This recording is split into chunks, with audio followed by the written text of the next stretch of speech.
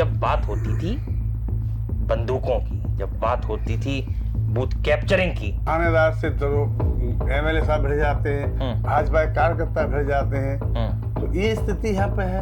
ये खेती नहीं है, जिन्होंने फसल ही नहीं बोई उनका भी बीमा करा दिया गया। कैमरे के पीछे की तस्वीरें अलग और धरातल की तस्वीरें अलग नजर आती हैं। सीधा किसान के खाते में पैसा जाता था, आज नहीं जाता। बिचौलिया कहीं हावी नहीं होते थे। आज जो है बिचौलिया लोग ही किसानों के नाम से रजिस्ट्रेशन कराते हैं और पैसा स्वयं निकाल लेते हैं। समाजवादी का एक ही नारा, खाली पड़ा प्लॉट हमारा। हमारी तो हो ना हो, ये सब तो सत्ता पक्ष के विधायक से आप पूछे कि उनकी सुनवाई कितनी हो रही है। आपने कहा कि क्षेत्र में अवैध तरीके से बालू माफिया, रेत माफिया सक्रिय है और कार्य कर रहे हैं। भाजपा के लिए और वहां के नेताओं की ये भय था कि हम अगर चुनाव होगा तो हार जाएंगे। नमस्कार, आप देख रहे हैं सी न्यूज भारत और मैं हूं ऋषभ सक्सेना। उत्तर प्रदेश उत्तम प्रदेश बनने की ओर अग्रसर है। लगातार सी न्यूज भारत संवाद कार्यक्रम के तहत आपको ऐसे लोगों से मिलवाता है, ऐसे जनप्रतिनिधियों से मिलवाता है, ऐसे सामाजिक शख्सियतों से मिलवाता है जो उत्तर प्रदेश में अपना एक आयाम स्थापित कर चुके हैं या कर रहे हैं। इसी कड़ी में आज मेरे साथ बात करने के लिए, उत्तर प्रदेश के विभिन्न मुद्दों पर चर्चा करने के लिए, अपने संघर्ष हमसे साझा करने के लिए मेरे साथ स्टूडियो में मौजूद हैं उत्तर प्रदेश के विधानसभा गुन्नौर के बहुत ही लोकप्रिय विधायक राम खिलाड़ी यादव जी। राम खिलाड़ी जी, बहुत बहुत स्वागत है आपका सी न्यूज भारत में। बहुत बहुत धन्यवाद ऋषभ सक्सेना जी, विधायक जी, चैनल में आपने मुझे आमंत्रित किया, उसका भी आपके लिए बहुत बहुत धन्यवाद। बिल्कुल। अब विधायक जी, चूंकि हम आगे बढ़ें उससे पहले एक संघर्ष के उस कड़ी को जानना चाहेंगे कि जब एक साधारण इंसान, एक साधारण परिवार का इंसान, एक बहुत सामान्य परिवार का इंसान, क्योंकि जब आपकी विधानसभा में जिक्र होता है तो परिवार एक बहुत सामान्य वर्ग में गिना जाता है, वो जब विधानसभा की ओर अग्रसर होता है तो क्या एक संघर्ष की कहानी होती है? संघर्ष सर्वप्रथम हम लोगों ने अपने उद्देश्य जो था जी। शिक्षा ग्रहण करने का अपनाया गया था। तो हमने प्राइमरी पाठशाला से कक्षा 5 पास किया था अपने गांव के प्राइमरी स्कूल से। उसके बाद कक्षा 6 में इग्नोबार विद्यापीठ नाम से एक स्कूल खोला गया था प्राइवेट, उसमें एडमिशन लिया। उसके बाद चलता रहा वो। जब उसको मान्यता मिल गई तो जूनियर हाई स्कूल सरकारी था वो दूसरी का ट्रांसफर हो गया। तो हमने इग्नोबार विद्यापीठ मड़कावली से कक्षा 8 पास किया। बड़ी परिस्थितियां थी। जब हम लोग पढ़ने जाते थे तो खेड़ा फतेहपुर गांव से और मड़कावली तक एक बीच में सोता पड़ता था।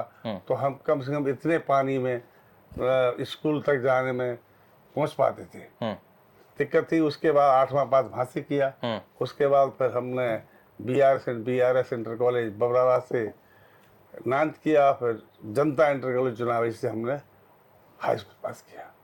उसके उपरांत मेहनत करते करते फर्स्ट ईयर हमने कोविल इंटर कॉलेज डिवाइस से इंटर पास किया।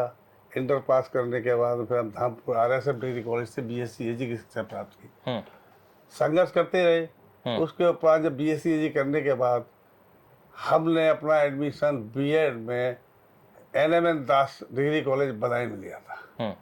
उसी दौरान हमारा लखनऊ आना जाना होता था। माननीय बनवारी सिंह हमारे बदायूं के नेता हुआ करते, उनके माध्यम से जब आते थे। बनवारी सिंह यादव एक बहुत बड़े नेता माने जाते थे उस समय का, एक दौर था पूरा। आते रहते थे। आदरणीय स्वर्गीय ऋषिपाल सिंह भी आते जाते रहते थे। ओंकार सिंह यादव मंत्री रहे, उनके हमारे सब संपर्क बने। तो हम लोगों ने राजनीति शुरुआत की। तो शरद यादव को माननीय नेताजी ने बदायूं से 84 में लोकसभा लड़ने के लिए भेज दिया गया। नेताजी के हम लोग फॉलोअर थे, वफादार थे। तो शरद जी को हम लोगों ने लड़ाया, लेकिन उस समय मतलब कांग्रेस के पिताजी शरीफपाल शेरवानी थे, शरद यादव जी हार गए थे। राजनीति चलती रही, लोकदल था। लोकदल के बाद में फिर हमको माननीय नेताजी स्वर्गीय श्री मुलायम सिंह यादव जी ने युवा लोकदल का अध्यक्ष बनाया। उस समय लालजी वर्मा जी हमारे प्रदेश अध्यक्ष युवा लोकदल हुआ करते थे। तो धीरे धीरे राजनीति शुरू हुई। शरद यादव जी संपर्क, माननीय नेताजी संपर्क रहा। तो फिर जब सभी पार्टियों का कांग्रेस के खिलाफ एक गठबंधन बन गया, जिसमें विश्वनाथ प्रताप सिंह, चंद्रशेखर जी, नेताजी, लालू जी, रामलाल जी, शरद यादव जी, देवीलाल जी, एक गठबंधन बना। गठबंधन के बाद में जनता दल बना। तो 89 में गुन्नौर विधानसभा से हमको टिकट दिया गया। चुनाव लड़े, 1300 वोट से हार गए। उसमें 91 में हम लोग सब जीत गए। माननीय ओंकार सिंह यादव भी जीते, हम भी जीते थे, और राजनीति धीरे धीरे चलती रही। फिर हम युवा जनता दल के प्रदेश अध्यक्ष भी बनाए गए, उधर रहे, फिर राजनीति रही। माननीय नेताजी के संरक्षण में फिर हम लोग 96 में विधायक बने। फिर यही सिलसिला लगातार चलता रहा मेहनत का। लेकिन लोग हमको राजनीति में ये देखा करते थे कि भाई आप राजनीति कैसे कर रहे हैं। तो हमने गांव की, गुन्नौर की गरीब महान जनता, जिनका आशीर्वाद हमें आज भी प्राप्त है, गुन्नौर की महान जनता ने हमें बहुत आशीर्वाद दिया और अपना बेटा के रूप में स्वीकार किया। तो मैं गुन्नौर की जनता का बहुत बहुत आभार व्यक्त करता हूँ। मेरे लिए गुन्नौर विधानसभा क्षेत्र की जनता पूजनीय जनता है। मैं ठीक उनका है, बहुत ये एक आपके संघर्ष की कहानी हो गई। वो एक दौर था जब बात होती थी बंदूकों की, जब बात होती थी बूथ कैप्चरिंग की, और उस समय कहा जाता था कि समाजवादी का एक ही नारा और हर एक बूथ हमारा। वो क्या नारे लगते थे, वो क्या होता नहीं था? नहीं, ऐसा नारा समाजवादी पार्टी का, माननीय स्वर्गीय नेताजी का कभी ये उद्देश्य नहीं था। जनता नेताजी के साथ थी और आज वही जनता समाजवादी पार्टी के राष्ट्रीय अध्यक्ष, पीडीए के प्रहरी, जननायक माननीय अखिलेश यादव जी के साथ है। ये जो विरोधी पार्टियां होती हैं वो इस तरह का नारा लगाती हैं, जिस तरह से नारा आज कहते हैं समाजवादी की गुंडागर्दी। समाजवादी ने कहीं गुंडागर्दी नहीं की। आज आप देख सकते हैं कि भारतीय जनता पार्टी में कहाँ क्या क्या नहीं हो रहा है। थानेदार से एमएलए साहब भिड़ जाते हैं, भाजपा के कार्यकर्ता भिड़ जाते हैं। तो ये स्थिति यहाँ पे है। और देखिए, समाजवादी पार्टी का जो कार्यकर्ता है उसमें नेतृत्व करने की क्षमता है, वो नेतृत्व करते हैं। हम लोग सब नेताजी के शिष्य रहे हैं। नेताजी ने हमको राजनीति में संघर्ष सिखाया है और संघर्ष समाजवादी पार्टी करती रहती है, आज भी कर रही है। नेताजी के जो किस्से होते थे विधायक जी, बड़े ही चर्चा का विषय बनते थे। नेताजी के कई ऐसे वाक्य होते थे, चाहे पत्रकारों के साथ रहे हों, चाहे विधायकों के साथ रहे हों। कई ऐसे लोग भी होते थे जो ये बताते हैं कि मैं ट्रेन में नेताजी के पैर छूने पहुंचा और मैंने नेताजी से आशीर्वाद मांगा, उन्होंने आशीर्वाद स्वरूप मुझे विधायक बना दिया, मुझे जिलाध्यक्ष बना दिया। नेताजी ने एक को ही नहीं बनाया, नेताजी ने पूरे उत्तर प्रदेश में और जहां जहां उनके संपर्क देश में भी थे, उनको सबको भी आगे बढ़ाने का नेताजी ने काम किया था। आज जो हम लोग हैं सब नेताजी के कृपा से हैं। मैं गांव के गरीब पिछड़े दर्द लोगों को कौन विधायक बन जाने देता। और फिर इसमें कुछ हमारे बाबा साहब भीमराव अम्बेडकर जो संविधान के निर्माता थे, उस संविधान की वजह से हम सब लोग राजनीति में आज सक्रिय हैं। जमाना तो आपने पीछे का देखा है और सब दौर देखे हैं कि हम लोग गाँव में आ जाते थे। हम ये भी मालूम है, जब चुनाव होता था तो 4 जीपी लेके चलते थे, लोगों के पास पैसे नहीं होते थे, हम लोग पैदल भी 4-4, 5-5 गांव गश्त कर लेते थे। ये भी राजनीति हम लोगों ने की है। तो ऐसा नहीं है, जमीन की जो राजनीति करेगा उसे के लिए सफलता प्राप्त हो। बिल्कुल। अब जब विधायक जी हम लोग बात करते हैं, कैमरे की तरफ देख के जब हम लोग बात करते हैं, तो सवाल यही उठते हैं कि क्या कैमरे के पीछे की तस्वीरें अलग और धरातल की तस्वीरें अलग नजर आती हैं? देखिए, कैमरे की तस्वीर इस कमरे में हम और आप बैठे हैं और धरातल की तस्वीर एक गांव के गरीब किसान की, मजदूर की टूटी झोपड़ी होती है। हम लोग झोपड़ी में जाते हैं, हम ये जानते हैं कि गांव में किसान 1 या 2 चारपाई होती है, भैंस या बैल या गाय भाई बंधी रहती है, भाई चूल्हा होता है, भाई रोटी खाते हैं, करके खा के बेचारे सो जाते हैं, सुबह काम पर निकल जाते हैं। तो गांव की तो स्थिति है, अभी भी गांव का विकास नहीं हुआ है। अब मूलतः ये मुद्दों पर अगर हम जानकारी लें तो आज उत्तर प्रदेश विधानसभा में आपने एक बड़ा मुद्दा उठाया। आपने कहा कि क्षेत्र में अवैध तरीके से बालू माफिया, रेत माफिया सक्रिय हैं और कार्य कर रहे हैं। देखिए, माननीय नेताजी जब मुख्यमंत्री रहा करते थे तो ये खनन के प्रति जो निषाद समाज होता था उनको ज्यादातर नेताजी 5 साल का पट्टा देने के काम करते थे जी। अब तो पूरी नीतियां ही बदल गई है खनन की, और नीतियां ऐसी बदल गई हैं, मैंने सुना है कि 6-6 महीने के पट्टा दे दिए जाते हैं और लोग खनन करके चले जाते हैं।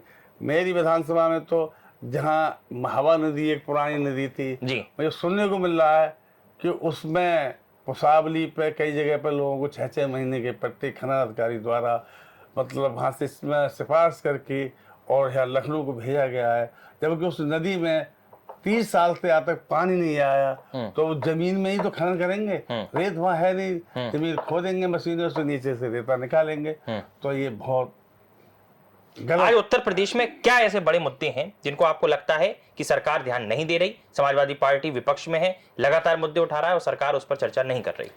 सरकार गांव के गरीबों की, किसानों की तरफ बिल्कुल ही नजर नहीं रखी है। सरकार शहरों पर ध्यान दे रही है। देखिए, जैसे धान की फसल होती है, बाजरा की फसल होती है, उस समय खरीद केंद्र लगाए जाते हैं, तो उन खरीद केंद्रों पर गांव का किसान धान ला करके अपनी बैलगाड़ी से लाता है, 8-8 दिन केंद्र पर खड़ा रहता है, लेकिन उसका धान नहीं खरीदा जाता। बाजरा खरीद लाते हैं खेत से किसान, उनका बाजरा नहीं खरीदा जाता। तो हमने कई बार प्रशासन से और शासन से और मुख्यमंत्री जी को लिखा है कि जनपद संबल में धान खरीद की जांच कराई जाए और बाजरा खरीद की जांच होनी चाहिए कि भाई जब गांव का किसान सर्दी में, बरसात में खाद की लाइन लगाता है, एक एक दो कट्टा मिल पाता है, तब वो उसमें खाद लगा के पैदा करता है, तो उसकी समस्या देखो ना। और जब बाजरा अपना बेचने जाता है तो वहाँ उसका बाजरा जो सरकार का रेट 2700 था, उस रेट में से 2100-2200 में भी कोई लेने के लिए तैयार नहीं होता, तो वो बाजरा बिचौलियों के लिए बेचा जाता है। ये स्थिति है, सरकार इसको ध्यान नहीं देती है। धान का जो है राइस मिल है, उन्हें कोटा फिक्स किए जाते हैं। तो हम तो ये कहना चाहते हैं, पहले सर्वे कराया जाए कि जिले के अंदर कितने भी किसानों ने धान बोया है, कितना धान उन पर है, तब उनका धान खरीदा जाए। तो विधायक जी, क्या समाजवादी पार्टी की जब सरकार हुआ करती थी तो ये प्रक्रिया होती थी जो आज बंद हो गई है क्या? तब प्रक्रिया होती थी, सीधा किसान के खाते में पैसा जाता था, आज नहीं जाता। बिचौलिया कहीं हावी नहीं होते थे। आज जो है बिचौलिया लोग ही किसानों के नाम से रजिस्ट्रेशन कराते हैं और पैसा स्वयं निकाल लेते हैं। जिस तरह से तो आप ये मानते हैं कि जो समाजवादी सरकार थी तो लॉ एंड ऑर्डर की स्थिति बहुत बेहतर थी और आज लॉ एंड ऑर्डर की स्थिति बेहतर नहीं है? ये सच्चाई है, सच्चाई है। देखिए, बुंदेलखंड का आपने देखा है, फसल बीमा का कितना बड़ा घोटाला है, जांच नहीं हो रही है। कितने लोग फंस रहे हैं फसल बीमा में, जिनकी खेती नहीं है, जिन्होंने फसल ही नहीं बोई, उनका भी बीमा करा दिया गया। तो ये स्थिति है, जिनके खेत में धान नहीं होगा, बाजरा नहीं होगा, उनके नाम में रजिस्ट्रेशन करा के और पैसा निकाल लिया जाता है। तो ये चीज बंद होनी चाहिए। भाई, किसान जो खेती पैदा कर रहा है, आलू पैदा कर रहा है, सर्दी में मर रहा है, कोहरे में बैठा है, रखा रहा है, आवारा पशु से रखा रहा है, गांव से रखा रहा है, कितनी समस्या किसान के सामने। उसे रात में किसी भी जानवर का डर नहीं, किसी तरह की भय नहीं, लेकिन खेत रखाने का काम कर रहा है। तो अपना दुखी होकर के जब वो माल बेचने जाता है तो उसका माल का वाजिब मूल्य उसे नहीं मिलता, तो इससे बड़ा किसान के साथ अन्याय क्या हो सकता है? अन्याय क्या हो सकता है? अब विधायक जी, सवाल ये भी उठते हैं कि जब इतनी उत्कृष्टता से समाजवादी पार्टी कार्य करती है तो कार्यशैली पर सवाल क्यों उठते हैं? देखिए, समाजवादी पार्टी की कार्यशैली न कभी खराब थी न खराब है। समाजवादी पार्टी के राष्ट्रीय अध्यक्ष जी माननीय अखिलेश यादव जी बिल्कुल स्पष्ट, न्याय, सत्य निष्ठा के व्यक्ति हैं। एक नारा समाजवादी पार्टी सरकार में और चलता था जो भारतीय जनता पार्टी बड़ी प्रबलता से कहती है, समाजवादी का एक ही नारा, खाली पड़ा प्लॉट हमारा। तो ये तो आप देख लो ना, अब क्या हो रहा है इस समय। समाजवादी तो किसी ने किया, एक प्रूफ दे के दिखाए वो लोग। और आज देखिए, पूरे उत्तर प्रदेश में देख लीजिए, सिर्फ खाली प्लॉट हमारा के अलावा दूसरा काम नहीं है, हर एक कब्जे करे जा रहे हैं। क्या लग रहा है कि आजकल जो है वो चैनलाइज स्ट्रक्चर से चीजें हो रही हैं कि अधिकारी की संलिप्तता जो है भ्रष्टाचार में वो साफ उजागर हो रही है? ये तो सरकार को देखना चाहिए कि हम क्या कर रहे हैं, हमारे कार्यकर्ता क्या कर रहे हैं, हमारे विधायक क्या कर रहे हैं, इसकी जानकारी तो सरकार को। विधायक जी, जब एक विधायक के रूप में जब आप सरकार के सामने ये समस्या रखते हैं और चूंकि आपकी एक छवि ऐसी प्रबल मानी जाती है कि आप सारी समस्याएं लिखकर विधायक होने के नाते सरकार के समक्ष रखते ही रखते हैं, तो क्या चैलेंज सबसे बड़ा आता है? क्या सरकार उस पर ध्यान नहीं देती या सरकार के अधिकारी इतने भ्रष्ट हैं कि उस पर कार्रवाई नहीं करते? हम लोग जब विधानसभा में क्वेश्चन उठाते हैं और उसका जवाब संबंधित विभाग के मंत्री जी देते हैं, तो जवाब को टाल मटोल करने की कोशिश करते हैं, हम लोग उस पर दोबारा से पूछते हैं, तब वो जवाब दे, वो तहस में आ जाते हैं और उल्टा जवाब ना दे करके कह देते हैं खत्म। आपने ये खनन का जो मुद्दा उठाया, क्या इस पर जवाब मिला? कोई मान नहीं मिला। जांच हुई थी, बुलंदशहर ने जांच की थी, तो उन्होंने मुझसे एसडीएम बुलंदशहर का फोन आया था कि वो आपने यहाँ कंप्लेंट की थी। हाँ, मैंने कंप्लेंट की थी। तो फिर तो क्या वो बाल खंड बदायूं ने लिख के दे दिया कि वहाँ बाढ़ आने की कोई संभावना नहीं है, इसीलिए ये उचित है। तो मतलब अधिकारी जो भ्रष्टाचार कर रहे हैं उसकी लीपा पोती भी अधिकारी कर दे रहे हैं। और समाजवादी पार्टी इसको एक बड़ा मुद्दा कहती है। समाजवादी पार्टी ये कहती है कि आज उत्तर प्रदेश में सुनवाई नहीं है जनप्रतिनिधियों की। किस रूप में इसको देखते हैं? जनप्रतिनिधियों की सुनवाई नहीं है, न थाने में। हम तो विपक्ष के विधायक हैं, हमारी तो हो ना हो, ये सब तो सत्ता पक्ष के विधायक से आप पूछें कि उनकी सुनवाई कितनी हो रही है, वो जवाब देंगे। आपने देखा नहीं है, सीतापुर के विधायक जी कल धरना दे रहे थे थाने में, एक मंत्री जी कमिश्नर के पैर छू रहे थे, एक मंत्री जी कानपुर में धरना थाने में दे रही थी। इस बार बुरा हाल क्या होगा? तो अधिकारी हावी है, तो ये तो सरकार को देखना चाहिए। संघर्षों के साथ ही हम समाजवादी, ये एक नारा चलता है। राम खिलाड़ी यादव विधायक बनकर निकल के आते हैं। क्या वो संघर्ष है जो राम खिलाड़ी यादव जनता के बीच पहुंचाते हो, जनता इतना चुन लेती है?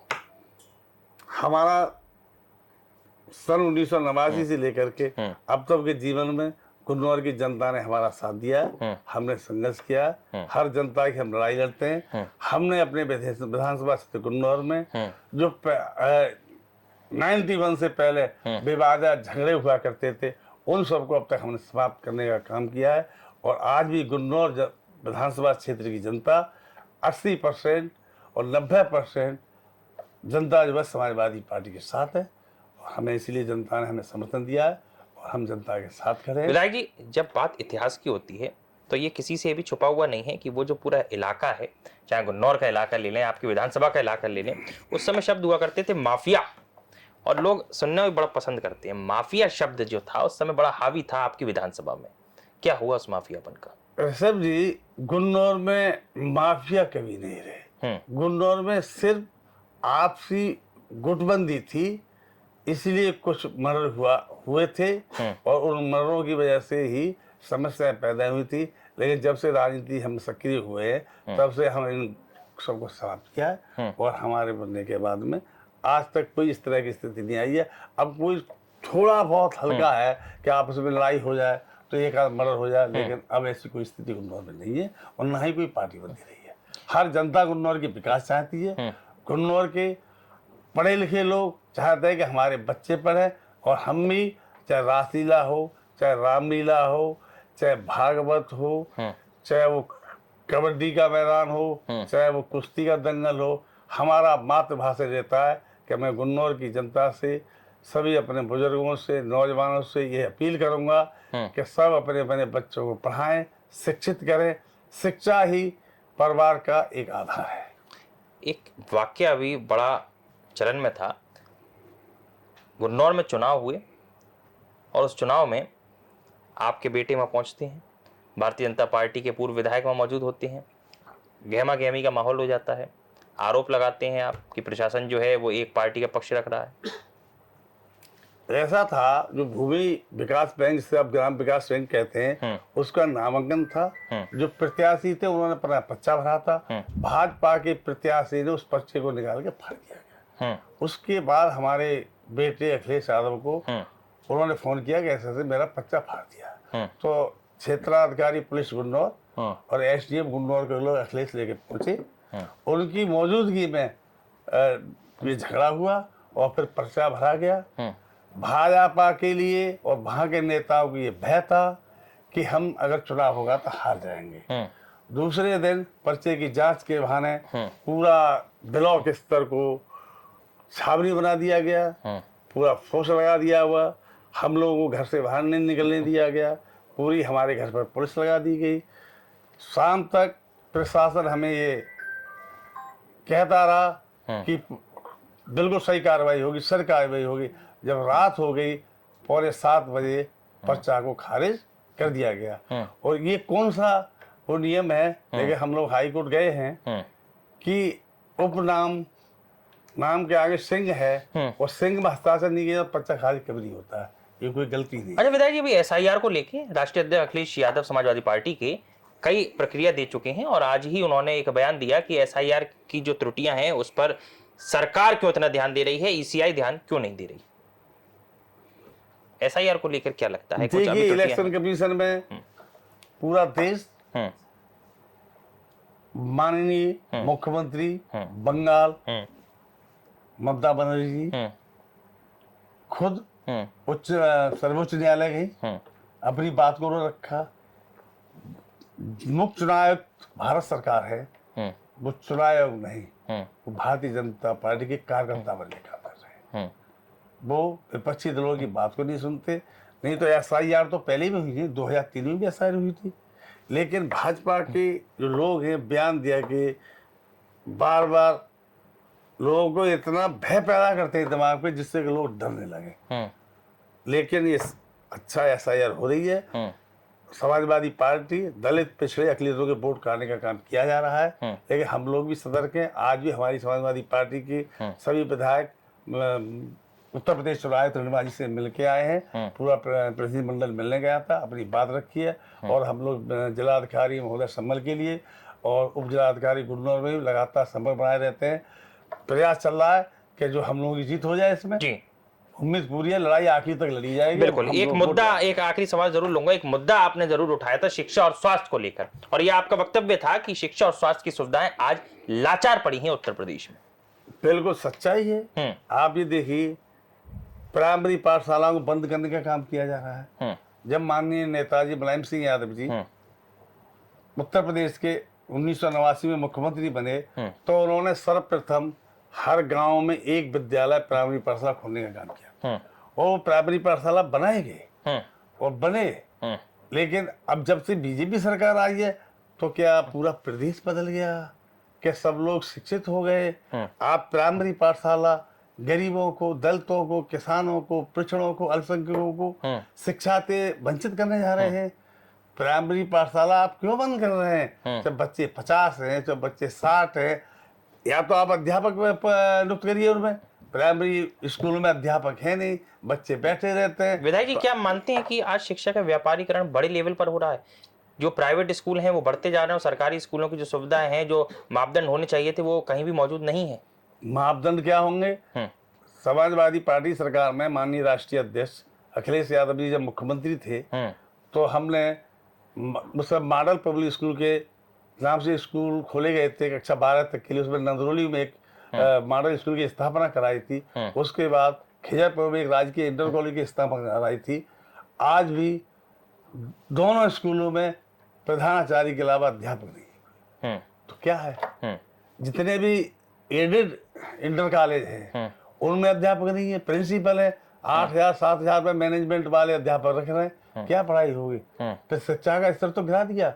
अब आप देखिए, मैं पूरे देश की बात कर लूँ, पूरे प्रदेश की बात कर लूँ, अपने सम्मल की बात कर लूँ। आपको पहले मिलते थे साहब ये MA PhD है हिंदी से, ये MA PhD है संस्कृत से, या ये MSc PhD है मैथ से, या ये है फिजिक्स से, या है रसायन से, बॉटनी से। अब कहाँ है? कोई PhD दिखाई पड़ता है? हिंदी के PhD मिलना मुश्किल पड़ रहा है आपके लिए, क्योंकि जब हमें नौकरी नहीं मिलेगी तो फिर अब करके करेंगे क्या? तो ये तो स्थिति है। आज भ्रष्टाचार जड़ों में व्याप्त है, ब्लॉकों में भ्रष्टाचार व्याप्त है, गांव में भ्रष्टाचार है, तहसीलों में भ्रष्टाचार है, जिले में भ्रष्टाचार है, हर जगह भ्रष्टाचार है। लेखपाल से लेकर यही हाल है। आज माननीय अध्यक्ष विधानसभा ने अपने उद्घोषणा में उन्होंने घोषणा की है जनप्रतिनिधियों के फोन नहीं उठाए जाते। ये स्थितियां कोई सुनने को तैयार नहीं है। हम कह रहे ठीक है, आप मीटिंग में हैं, आप BC में हैं, ठीक है, बार बार कॉल बैक करिए, कोई मतलब नहीं रह गया। विधायकों का सम्मान है ही नहीं। फिर जनप्रतिनिधियों को जनता चुनती है और जनता इसलिए चुनती है कि हम इनको अपने नुमाइंदगी के लिए भेज रहे हैं और ये हमारी बात को शासन और प्रशासन में रखेंगे तो हमारी मदद मिलेगी। बिल्कुल, और जब नहीं हो पाता तो जाहिर सी बात है, जब जनता के बीच आप जाएंगे तो जनता को क्या जवाब दे पाएंगे, ये भी अपने आप में बहुत बड़ा सवाल हो जाता है। पार्टी कोई सी भी हो, लेकिन जनप्रतिनिधि का सम्मान बहुत बड़ी चीज होती है, क्योंकि यदि वो अपनी बात नहीं रख पाएगा जनता की बात, तो कैसे चीजें आगे बढ़ पाएंगी। एक आखिरी संदेश के रूप में, या सरकार से हो रही त्रुटियों को किस तरीके से आप कहेंगे, और सरकार से क्या कुछ अपील करेंगे चैनल के माध्यम से? मैं सरकार से अपील करूंगा, सरकार ग्रामीण जनता की तरफ ध्यान दे, ग्रामीण की स्थिति को सुधारने का काम करे। गांव की जो टूटी सड़कें पड़ी हैं, जिसमें गांव के लोग चल नहीं सकते हैं, जब आपने 250 की आबादी पर सड़क बनाने का काम किया है, तो पूरे उत्तर प्रदेश में आप ये जांच करा लें। हर जगह आपके लोक निर्माण विभाग के जनता बैठे हैं कि कौन कौन से मजरे अभी सड़कों से नहीं जुड़े हैं, और कौन कौन सी सड़कें जो बिल्कुल टूट गई हैं, जिन पर गांव के व्यक्तियों को, बैलगाड़ी को, ट्रैक्टर को, साइकिल को, मोटरसाइकिल को निकलना भारी पड़ रहा है। ये तो स्थिति है। और मैं तो स्वतः देख रहा हूँ, मैं बराबर 4 साल से लिख रहा हूँ कि माननीय नेताजी मुलायम सिंह यादव जो उत्तर प्रदेश के मुख्यमंत्री रहे 7 तक, तो उन्होंने गुंडौर में हर गांव को सड़क जोड़ने का काम किया। 12-17 माननीय अखिलेश यादव जी रहे, तो उन्होंने हर गांव सड़कों से जोड़ने का काम किया, उन सड़कों की मरम्मत कराएगी, चौड़ी सड़कें बनी। लेकिन अब उसके बाद में 9 साल हो गए, जबकि सरकार की गारंटी होती है 5 साल बाद तो नवीनीकरण होगा, विशेष मरम्मत होगी, लेकिन सड़कों की कोई भी मरम्मत नहीं की गई है। बिजली से बहुत बड़ी परेशानी है। गुन्नौर विधानसभा क्षेत्र में उसका एक ब्लॉक का आधा हिस्सा जनपद बदायूं के में आता था। अब स्थिति ये है कि जब बदायूं से हम लोग संभल में पहुंच गए, तो हमारे जो हिस्से के गांव हैं, 70 गांव जो हैं गुन्नौर विधानसभा क्षेत्र जनपद संभल के, उन 70 गाँव को बिजली मिलती है जरीफनगर 33/11। तो वहाँ जब बिजली वो जाती है, तो हम लोगों का खम्मा टूट जाता है, या ट्रांसफार्मर टूट जाता है, या तार टूट जाता है, तो हम लोग शिकायत करते हैं जरीफन बिजली घर जा करके। तो वो लोग कहते हैं कि भाई आप बिल बदायूं में दे रहे हैं, संभल में दे रहे हैं, तो आप बिल जो है मतलब खम्मा भी वहीं से लीजिए, ट्रांसफार्मर वहीं से लीजिए। बिल्कुल, ये बहुत बड़ी जो दुविधा का विषय है उत्तर प्रदेश में, ये बहुत ही विचार करने योग्य है। विधायक जी बता रहे हैं कि किस तरीके से उत्तर प्रदेश जो है वो उत्तम प्रदेश बनने की ओर अग्रसर तो है, लेकिन वो केवल एक वायदों में है या केवल कागजों में है। हकीकत धरातल पर कुछ अलग है, जो विधायक जी बता रहे हैं। ये स्थिति है। मैं अभी जो चेयरमैन ईपीसीएल है आशीष गोलसा, उनसे भी मिला था, मैं चिट्ठी लिख के दी थी 70 गांव के लिए जो जरीफनगर से बिजली जा रही है। कार्रवाई हुई उस पर? तो उन्होंने कहा कि हम एमडी मेरठ, पश्चिमांचल और एमडी दक्षिणांचल को मीटिंग करा के हम एक लिखित मीटिंग एक जो है कर दिया गया। अब आगे हमें नहीं पता आगे क्या होगा, लेकिन हम फिर संपर्क करेंगे। लेकिन हम ये चाहते हैं कि उन गाँव को बिजली प्राप्त हो, तार, खम्मा, ट्रांसफार्मर, जो उनकी समस्याएं वो दूर हो। कि आगे गर्मी आ रही है, धान की रुपाई होनी है, लोग परेशान हो। बिल्कुल, बहुत बहुत शुक्रिया विधायक जी सी न्यूज़ भारत से बात करने के लिए इन विषयों पर। ने भी एक प्रश्न मेरा और रह गया है जी, जल निगम का जो स्थिति है मेरी विधानसभा क्षेत्र में। जल निगम की स्थिति तो बहुत चिंताजनक है, क्योंकि ब्रजभूषण राजपूत जो चरखारी विधायक है वो भी अपनी मुद्दा चरखारी विधायक माननीय सांसद रहे गंगाचरण राजपूत जी के वो पुत्र हैं।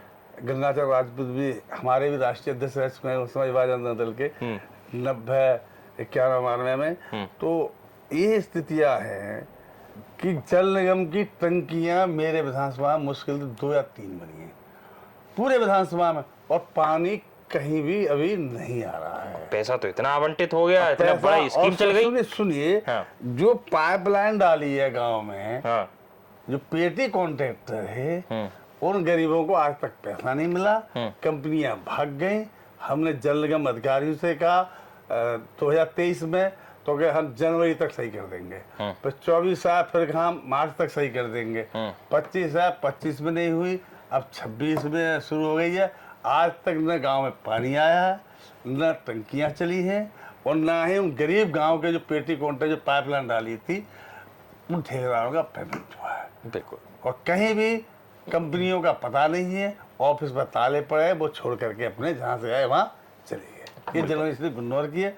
अगर नहीं मानते हो तो जल शक्ति मंत्री जी गुन्नौर विधानसभा क्षेत्र की जांच करा ले। बिल्कुल, क्या स्थिति है। बहुत बहुत शुक्रिया विधायक जी इन विभिन्न मुद्दों पर सी न्यूज़ भारत से बात करने के लिए। आप थे हमारे साथ विधानसभा गुन्नौर उत्तर प्रदेश के बहुत ही लोकप्रिय विधायक रामखिलाड़ यादव जी, जो बता रहे थे कि उत्तर प्रदेश उत्तम प्रदेश बनने की ओर अग्रसर तो है, परंतु ये एक कागजी जुमला है। धरातल पर तस्वीर वास्तविकता से बहुत अलग है, बहुत परे है। यानी कि सरकार को ये समीक्षा करने की बेहद आवश्यकता है कि क्या उनके किए हुए वादे जनता तक पहुंच पा रहे हैं, और यदि नहीं पहुंच पा रहे तो शायद 2027 में तस्वीर बदलती हुई नजर आएगी। इस संवाद कार्यक्रम में इतना ही। देश और दुनिया की तमाम खबरों के लिए आप देखते रहिए सी न्यूज़ भारत।